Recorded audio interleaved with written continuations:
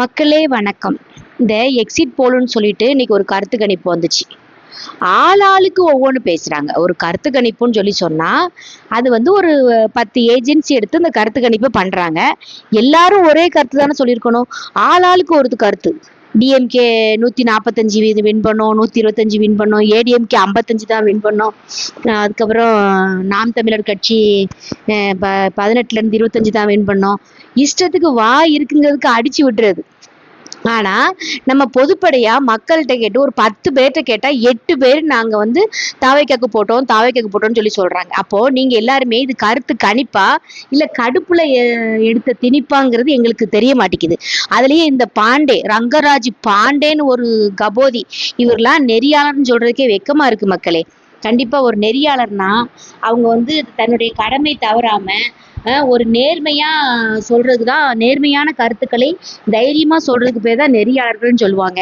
ஆனா இந்த பாண்டே வந்து அநியாயத்துக்கு விஜயை தூக்கி போட்டு அடிக்கடி நடிக்கிறார். இந்த பாண்டே வந்து யாருன்னு எல்லாருக்குமே தெரியும். இவர் வந்து பிஜேபியோட கைக்கூலி, கண்டிப்பான ஆளு கைக்கூலி. அதாவது எல்லா வேட்பாளரையும் ஒரு திணுசாட்டு பேசுற இந்த நாய் என்ன பண்ணுது, இவரு நம்ம நயினார் நாகேந்திரன் மட்டும் ரொம்ப பெருமையா அவரு தன்னுடைய தொகுதியில இல்லாம வேற தொகுதியில வந்து நிக்கிறாரு, கெத்தா நிக்கிறாரு, அவர் ஜெயிச்சிருவாரு. வானதி அக்கா வந்து அவங்க போன வாட்டி நின்று தொகுதியில இப்ப நிக்கல, அவங்க வந்து எதிர்த்து நிக்கிற ஆளு பெரிய ஆளு, அந்த ஆளுமே எதிர்த்து நிக்கிறாங்க வைக்கிறாங்க, அப்படியா இப்படியான்னு இல்லாத சீன்லாம் போட்டுட்டு இருக்கான். அந்த வானதி அக்கா வந்து உள்ள கெத்தா போவாங்க, சட்டசபைக்குள்ள போவாங்க, அவங்களுடைய கண்ணீர் குரல். டேய், வானதிக்கு கண்ணீர் குரல்னு யாடா சொன்னது? என் மண்டப்பையில மாட்டுப்பையில அறிவு இருக்கா உனக்கு அப்படின்னு சொல்லிட்டு ஒரு திணுசா பேசிட்டு இருக்கான் பார்த்துக்கோங்க. சரி, இந்த பண்ணாடதான் வாங்கின காசுக்கு இப்படி கூவுது. அதாவது இவனுங்க எங்கேயோ இருந்து வந்து பொழைக்க வருவானுங்க, தமிழ்நாட்டுல வந்து உட்காந்துட்டு நம்மளெல்லாம் தூக்கி சாப்பிட்டுட்டு அவனுங்க பாட்டுக்கு ஜாலியா இருக்கானுங்க. புரியுதா உங்களுக்கு? அதே மாதிரி சரியா. அதுக்கப்புறம் சரி, இந்த நாய் தான் இப்படி கிடந்து கூவுதுன்னு சொல்லி பார்த்தா அந்த சாட்டை அட கொட்டை, இவன் ஒரு மானங்கட்ட பையன். இவன் இருக்க வரைக்கும் சீமானண்ண வந்து வாழ்க்கையில முன்னேறவே முடியாது. அவர் வந்து ஏதோ ஒரு தொகுதியாவது அவர் ஜெயிப்பாருன்னு தான் நமக்கு ஆசை. ஏன்னா சட்டசபைக்குள்ள ஒரு குரல் ஒழிக்கணும் நம்ம ஆசைப்படுறோம். ஆனா அவர் கண்டிப்பான முறையில் அவர் ஜெயிக்கவே முடியாது. டெபாசிட் காலியாகிற அளவுக்கு தான் அந்த சாட்டை வேலை பார்த்துட்டு இருக்கான். ஆபாசமான பேச்சுக்கு சொந்தக்காரங்க யாருன்னு நம்ம எல்லாருக்குமே தெரியும், திமுக தான். ஆனா திமுகவெல்லாம் தூக்கி சாப்பிடுற மாதிரி ஒரு அப்பனுக்கு ஆத்தாளுக்கும் பிறங்க. ஏண்டா, எல்லாருமே ஒரு அப்பனுக்கு தான் பிறப்பாங்க, 10 அப்பனுக்கு பிறக்க மாட்டாங்க. உனக்கு அந்த கதை தெரியாதா இன்னும்? பண்ணாட அதெல்லாம் ஒரு செகண்ட்ல நடக்கிற மாற்றம்டா, புறம்போக்கு. அதுக்காக இவங்ககிட்டையும் பார்த்துட்டு இன்னொரு அடச்சி எச்ச பொறிக்கு நாய, நீ ஒண்ணு, உன் அண்ணன் ஒண்ணு. ஒரு அப்பனுக்கு ஆத்தாளுக்கும் பிறந்தியா? ஒரு அப்பனுக்கு ஆத்தாளுக்கும் போது நீங்க பிறந்தீங்களாடா? அப்பனுக்கு ஆத்தாளுக்கும் நீங்க பிறந்தீங்களா? என்னடா நீங்களாம் ஒரு அரசியல் கட்சி நடத்துறீங்க, அப்படியே கொட்டை தெரிச்சு கீழே விடுற மாதிரி கத்துறீங்க பண்ணாடைங்களா? கொஞ்சமாவது நாகரிகத்தோடி பேசுங்க. இருக்கு, நமக்கு தான் வாய் இருக்கு அப்படின்னு சொல்லிட்டு கண்ணாப்பின்னு பேசாத சாட்டை. உனக்கு அழிவு கால் நெருங்கிடுச்சு, அது வேணா உண்மை. திமுகல பணம் வாங்கினாங்கன்னா அதுக்கு பேசு, அதுக்காக எல்லாரையும் பேசு. விஜயை மட்டுமே நக்கிக்கிட்டு இருக்காத, விஜயை மட்டுமே பிடிச்சி தொங்கிட்டு இருக்காதீங்க சரியா. எல்லாரையும் பேசுங்க, தப்பு கிடையாது. அரசியலுக்குன்னு வந்தா நீங்க வந்து திராவிடத்தை எதிர்த்து நீங்க அரசியல் பண்றீங்க, கண்டிப்பா நீங்க பேசிதான் ஆகணும், பேசுங்க, தப்பு கிடையாது. ஆனா விஜயை மட்டுமே தொங்காத.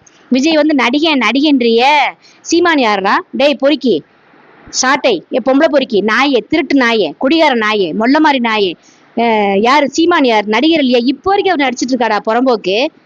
அப்ப விஜய் நடிச்சா மட்டும்தான் உனக்கு கண்ணுல தெரியுமா? மத்த யாரும் நடிச்சா தெரியாதா? அப்ப இவரும் வந்து ஒரு நடிகர் தானே, இவரும் கூத்தாடி தானே. நீ சோறு தின்றியா வேற எதையும் தின்றியா? அப்படி பேசுற அந்த அண்டா செந்தில், அவனுக்கு தனியாவே ஒரு வீடியோ போடுவோம் மக்களே. அவன் பேசுற பேச்ச பாத்தீங்கன்னா அதுக்கு மேல அவன் கூறான்.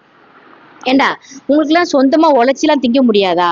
இப்படி திமுக கிட்ட வாங்கி வாங்கி பேசி பேசி திமுக கைக்குலியாவே தான் இருப்பீங்களா சாக வரைக்கும்? சொந்த புத்தியில பேச மாட்டீங்களா?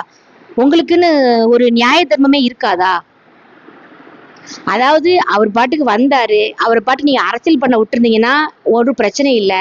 தேவையில்லாம இது நாங்க சொல்லல, இது வந்து லாலிபாப்ல தான் சொன்ன வார்த்தை தான். ஆம்புலன்ஸ்ல லைட்டை போட்டு போட்டு ஆஃப் பண்ணீங்க, ஆம்புலன்ஸ் இந்த கூட்டத்துல இங்க போச்சு அங்க போச்சு, இதை பண்ணதே 10 ரூபா பாலாஜி தான்.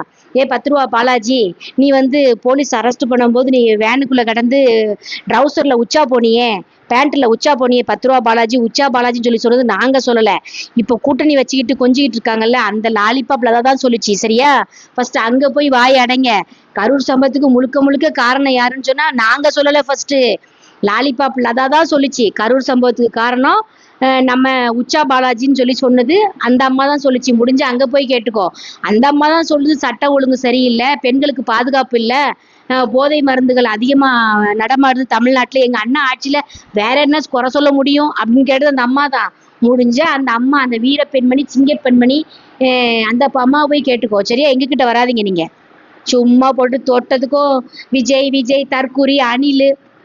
ஏன்டா முதல்ல உங்க குறி ஒழுங்கா இருக்கான்னு பாத்துக்கோங்க, அடுத்து மத்தவங்க கிட்ட வாங்க. தற்கூரியா? தற்கூரி வாயிலே குத்திடுவேன், கொமட்டிலே குத்து. நாய்ங்களா வந்துட்டீங்க தற்கூரின்னு பேசுறதுக்கு. ஃபர்ஸ்ட் நீங்க அதாவது ஒருத்தனை பத்தி தேவையில்லாம பேசுறீங்க பாத்தீங்களா, நீங்க தான்டா ஃபர்ஸ்ட் தற்கூரி. நீங்க தான் தற்கூரி, நீங்க தான் தருதலை. நாங்க தற்கூரி கிடையாது, நாங்க தருதலை கிடையாது. அணில் ஊன்னா அணில் ரோஸ்ட் போடணும், அணில் ரோஸ்ட் போட்டு தின்னுங்க. உங்களை யார் பிடிச்சிக்கிட்டு இருந்தா? அதனால இந்த கருத்து கணிப்பு, கருத்து திணிப்பு, வெங்காயம் பக்கடான்ட்டு இப்ப வராதிங்க. மே 4 வரைக்கும் பொறுமையா இருங்க. சரியா? அப்போ போல யாரு வராங்க யாரு வரலன்னு சொல்லி மக்கள் வந்து இந்த மைய வச்சு குத்தி குத்தி பட்டனை அமுத்தி அமுத்தி பட்டன்லாம் உடஞ்சி போச்சு பார்த்தீங்களா? அப்போ அந்த தீர்ப்பு வந்துக்கிடும். அன்னைக்கு பேசிக்கலாம். நீங்களா ஒரு கருத்து கணிப்புங்கிற பேர்ல கருத்து திணிப்பு, கடுப்பு திணிப்பு கூட எங்ககிட்ட கொண்டு தராதிங்க. சரியா? எங்களால முடியல உங்ககிட்ட கத்தி கத்தி. நாங்க பாட்டுக்கு எங்க வழியில எங்க லைன்ல போய்கிட்டே இருக்கோம். கம்முன்னு இருங்க. எய்த்தாக்க அங்க யாரும் தான் அடிச்சு தூக்கி தள்ளிட்டு போயிட்டே இருப்போம். புரியுதா? எதுக்குமே லிமிட்டு கண்ணா, லிமிட்டு. சாட்டை உனக்கு சொல்றேன், ஒழுங்கா உன் சட்டை பட்டனை ஒழுங்கா போட்டு உட்காந்து லைவ் பேசினோமா, வீடியோவை போட்டோமா, சம்பாரிச்சோமான்னு பொத்திக்கிட்டு இரு. தேவையில்லாம அணில் குஞ்சு நொஞ்சுன்னு சொல்லி பேசாத. சரியா? அணில் குஞ்சுகள்லாம் வந்து ஒன்னு ரோஸ்ட் பண்ணி சாப்பிட்டு போயிட்டே இருப்பாங்க. ஓகே, இன்னொரு வீடியோல சந்திக்கலாம் மக்களை. Tata, bye by.